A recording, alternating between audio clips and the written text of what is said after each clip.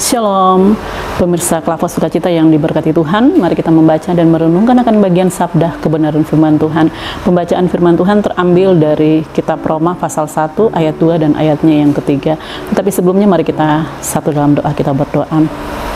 Kami datang di hadapan-Mu, ya Abah, ya Bapa, ya Tuhan kami Yesus Kristus dan Roh Kudus, selaku pemirsa channel Klava Sukacita yang telah kami mempersiapkan tubuh jiwa roh kami, untuk kami minta Tuhan jamah hati kami dengan memberikan kami ketenangan dan konsentrasi dalam menikmati dan meresponi akan firman-Mu yang selalu akan menghidupkan kami.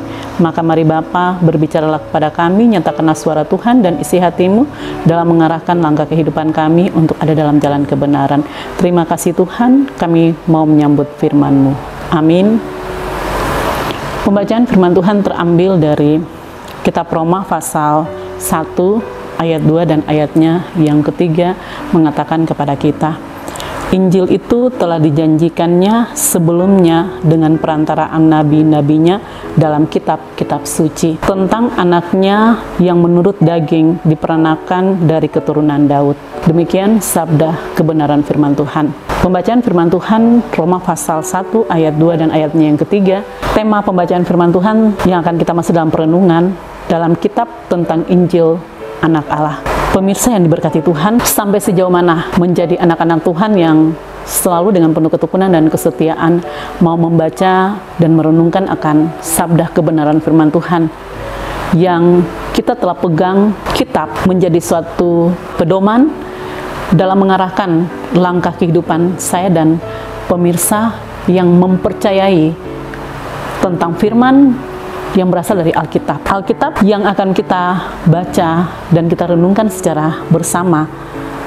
Ini merupakan suatu penyampaian tentang Injil yang telah dijanjikannya sebelum dengan perantaraan nabi-nabinya dalam kitab suci. Kitab suci adalah suara Tuhan, isi hati Tuhan.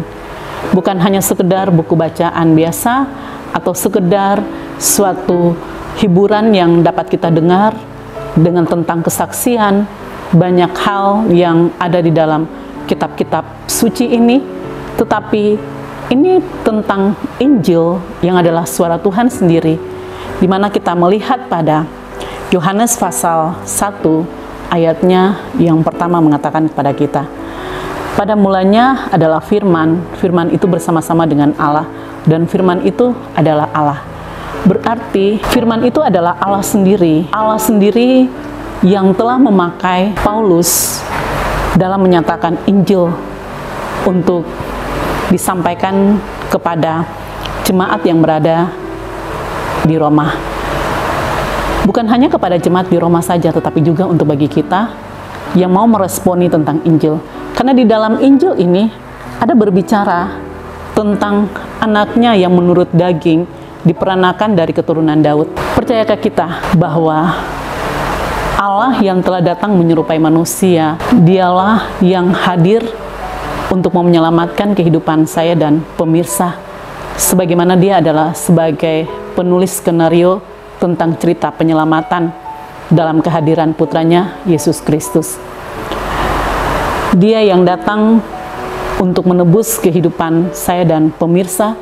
Oleh sebab itu mari kita menjadi umat-umat yang tetap tekun dan setia membaca dan merenungkan akan firman Tuhan lewat kitab yang tentang Injil merupakan suara Tuhan, isi hati Tuhan bagi siapa yang tetap percaya dengan tidak bimbang, tidak ragu, bahkan dengan banyak pertimbangan, bahkan juga pertanyaan tentang kehadiran Allah yang menyerupai manusia, tetapi ia percaya bahwa tidak ada yang tidak mustahil yang Tuhan buat dan Tuhan berikan dalam kehidupan kita, dahulu, sekarang, dan akan datang, tetap ya dan amin. Maka beritakanlah Injil ke seluruh dunia dan kepada siapapun mereka yang tetap mau mendengar dikatakan berbahagia, yang tidak mau mendengar juga dikatakan berbahagia, karena Injil akan selalu menghidupkan saya dan pemirsa. Injil akan membuka jalan bagi saya dan pemirsa, Injil yang akan menerangi kita, Injil yang akan menghidupkan kita.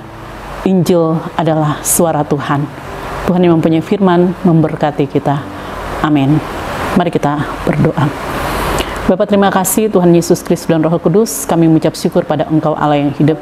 Berikanlah kami Tuhan untuk dapat meresponi Injil yang berasal dari kitab-kitab, yang dapat memberikan kami nasihat, teguran, bimbingan, bahkan juga dalam memandang Engkau yang telah datang untuk menyelamatkan kami, Putramu Yesus Kristus. Terima kasih Tuhan, kami telah dikenyangkan dan diberikan kelegaan lewat firman-Mu, sehingga hidup kami selalu akan dibaharui. Inilah doa kami. Haleluya. Amin. Shalom. Tuhan memberkati.